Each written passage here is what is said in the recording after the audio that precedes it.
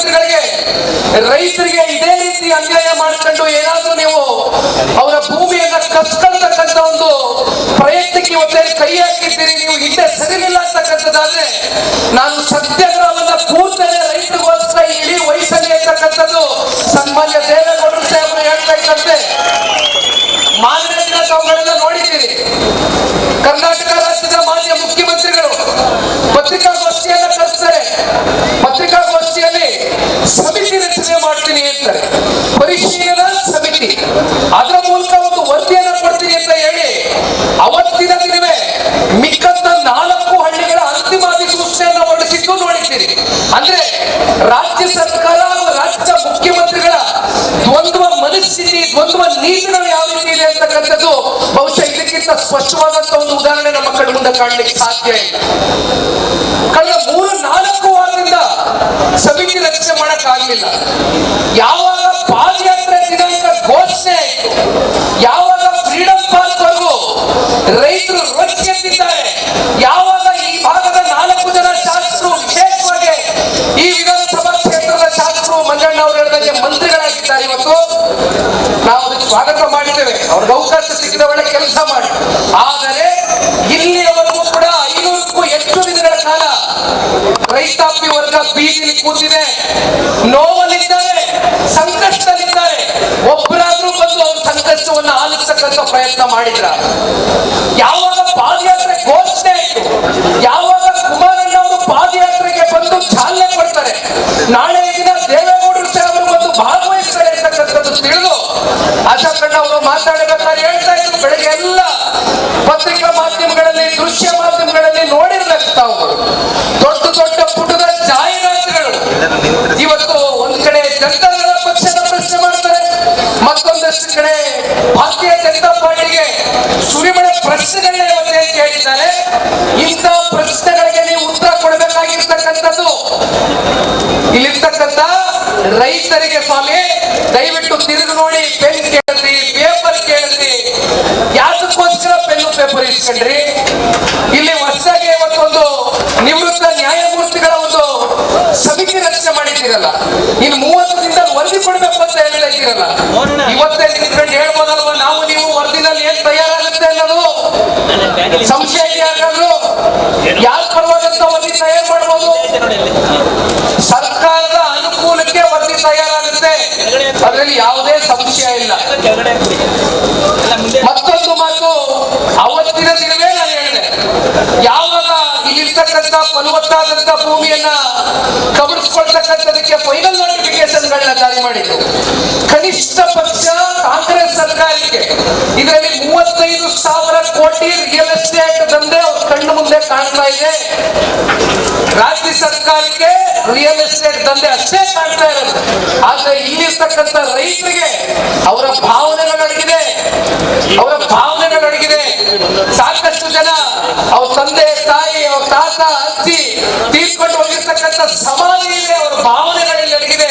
ನಿಮಗೆ ಇದು ಒಂದು ರಿಯಲ್ ಎಸ್ಟೇಟ್ ಪ್ರಾಜೆಕ್ಟ್ ಅಷ್ಟೇ, ಆದ್ರೆ ಇದು ರೈತರ ಬದುಕಿನ ಪ್ರಶ್ನೆ, ರೈತರ ಎದೆ ಮೇಲೆ ಮರಣ ಶಾಸನವನ್ನ ಬರೀತಕ್ಕಂಥ ಈ ರಾಜ್ಯ ಸರ್ಕಾರದ ಪತನಕ್ಕೆ ಬಹುಶಃ ಇವತ್ತಿನ ಪಾದಯಾತ್ರೆ ಏನ್ ಪ್ರಾರಂಭ ಆಗಿದೆ, ಅದಕ್ಕೆ ಶಂಕುಸ್ಥಾಪನೆಯನ್ನು ಮಾಡ್ತಕ್ಕಂಥದಕ್ಕೆ ತಾವೆಲ್ಲರೂ ಕೂಡ ಸನ್ಮಾನ್ಯ ಕುಮಾರಣ್ಣ ಅವರ ಒಂದು ಆಶೀರ್ವಾದದಲ್ಲಿ, ಸನ್ಮಾನ್ಯ ದೇವೇಗೌಡರು ಸಾಹೇಬರ ಮಾರ್ಗದರ್ಶನದಲ್ಲಿ ಇವತ್ತು ನಾವು ನೀವೆಲ್ಲರೂ ನಡಿಬೇಕಾಗಿದೆ.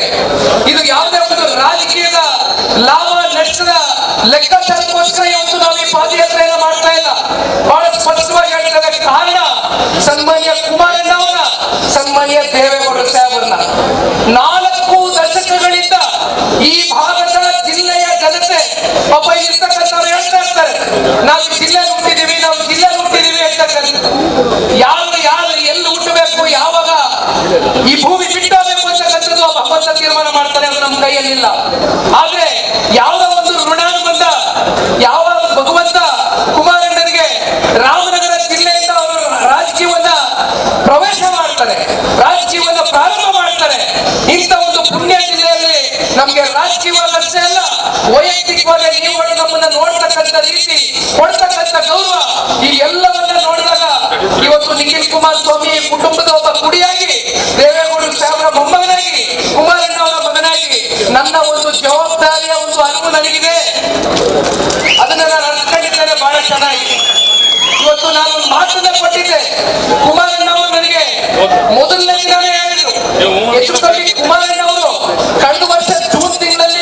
ಬಂತು ಮೊದಲು.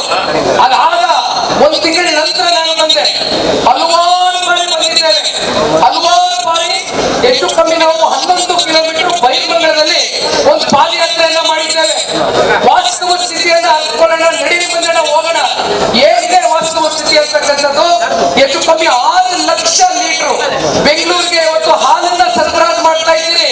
ರೇಷ್ಮೆ ಬೆಳಿತೀರಿ, ತೆಂಗಿದೆ, ಮಾವಿದೆ. 10 ಲಕ್ಷಕ್ಕೂ ಹೆಚ್ಚು ಗಿಡ ಮರಗಳ ಮಾವಿನ ಹೋಮವನ್ನ ಇವತ್ತು ಮಾಡತಕ್ಕಂಥದಕ್ಕೆ ಸರ್ಕಾರ ಪ್ರಯತ್ನ ಮಾಡ್ತಾ ಇದೆ. ಇಂಥ ಸಂದರ್ಭದಲ್ಲಿ ನಾನು ಪಾದಯಾತ್ರೆಯನ್ನ ಮಾಡಿದ ಕೊನೆಯ ಗ್ರಾಮ ಹೊಸೂರು ಗ್ರಾಮದಲ್ಲಿ ನಿಂತು ಮಾತನಾಡಬೇಕಾದ್ರೆ ಒಂದು ಮಾತನ್ನ ಕೊಟ್ಟೆ. ಅದು ಕುಮಾರಣ್ಣ ಅವರು ನನಗೊಂದು ಮಾತನ್ನ ಹೇಳಿ, ನೋಡಪ್ಪ, ಇರ್ತಕ್ಕಂಥ ರೈತರಿಗೆ ನನ್ನ ಪರವಾಗಿ ನೀವು ಒಂದು ವಿಚಾರವನ್ನ ಮುಟ್ಟಿಸಿ ಅಂತ ಹೇಳಿದಂತ ವಿಚಾರ, ಕಾನೂನಿನ ಹೋರಾಟಕ್ಕೆ ಯಾವುದೇ ನೀವು ತೊಂದರೆ ತಗೊಳಕ್ ಹೋಗ್ಬೇಡಿ, ನಿಮ್ಮ ಜೊತೆಯಲ್ಲಿ ನಾವು ಬಿಗಿಯಾಗಿ ನಿಲ್ತೇವೆ ಅಂತಕ್ಕಂಥದನ್ನ ಕುಮಾರಣ್ಣ ಅವರು ಕೊಟ್ಟಂತ ನನಗೆ ಆ ಒಂದು ಮಾತೇನಿತ್ತು, ಅದನ್ನ ನನ್ನ ಮೂಲಕ ನಿಮ್ಮೆಲ್ಲರಿಗೂ ಕೂಡ ಒಂದು ಮಾತನ್ನ ಹೊಸೂರು ಗ್ರಾಮದಲ್ಲಿ ನಾನು ಕಡೆಯ ಗ್ರಾಮದಲ್ಲಿ ಭಾಷಣ ಮಾಡಿದಾಗ ಹೇಳಿದೆ. ಅಲ್ಲಿರ್ತಕ್ಕಂಥವ್ರು ಬಹುಶಃ ಹೊಸೂರು ಗ್ರಾಮದಲ್ಲಿ ಅತ್ಯಂತ ಹಿರಿಯರು, ದೇವೇಗೌಡರು ಸಾಹೇಬ್ರ ಸಮಕಾಲನವರು, ಅವರ ಮಗ ಯೋಗಿ ಅಂತ ಅನ್ಕೊಳ್ತೇನೆ. ಅವರು ಬಹುಶಃ ದಾಳಪ್ಪ ಅವರ ಮಗ. ದಾಳಪ್ಪನವ್ರನ್ನ ನಾನು ಭಾಷಣ ಮಾಡಿದ ನಂತರ ಹೋಗಿ ಅವ್ರನ್ನ ಭೇಟಿ ಮಾಡಿದಂತ ಸಂದರ್ಭದಲ್ಲಿ ಅವರು ಒಂದೇ ಮಾತನ್ನ ಹೇಳಿದ್ರು, ದೇವೇಗೌಡರು ಸಾಹೇಬ್ರು ಇಲ್ಲಿ ಬಂದು ಮುದ್ದೆಯನ್ನ ಇಲ್ಲಿ ಉಂಡಿದ್ದಾರೆ, ಹಿಟ್ಟನ್ನ ಉಂಡಿದ್ದಾರೆ, ಉಪ್ಸಾರನ್ನ ಸೌದಿದ್ದಾರೆ ಅಂತ ಒಬ್ಬ ಪುಣ್ಯಾತ್ಮನಿಗೆ ಒಂದು ಮಾತನ್ನ ಹೇಳಪ್ಪ, ದಯವಿಟ್ಟು ಈ ಭಾಗದ ರೈತರನ್ನ ಉಳಿಸ್ಬೇಕು, ಈ ರೈತರನ್ನ ಉಳಿಸ್ತಕ್ಕಂಥದಕ್ಕೆ ಯಾರಾದ್ರೂ ಒಂದು ದಿಟ್ಟವಾದಂತ ಹೆಜ್ಜೆ ಇರ್ತಕ್ಕಂಥ ನಾಯಕ ನಮ್ಮ ಕನ್ನಡ ನಾಡಿನಲ್ಲಿ ಈ ಭಾರತ ದೇಶದಲ್ಲಿದ್ರೆ ಅದು ಸನ್ಮಾನ್ಯ ದೇವೇಗೌಡರು ಸಾಹೇಬರು ಅಂತಕ್ಕಂಥ ಆ ಹಿರಿಯ ಹೇಳಿದಂತ ಮಾತು ಇವತ್ತು ಕೂಡ ನನ್ನ ಹೃದಯದಲ್ಲಿ ನಾಟಿಕೊಂಡಿದೆ. ಹಾಗಾಗಿ ದಯವಿಟ್ಟು ನೀವು ಯಾರು ಸುದ್ದಿಗೆ ಹೇಳಬೇಡಿ.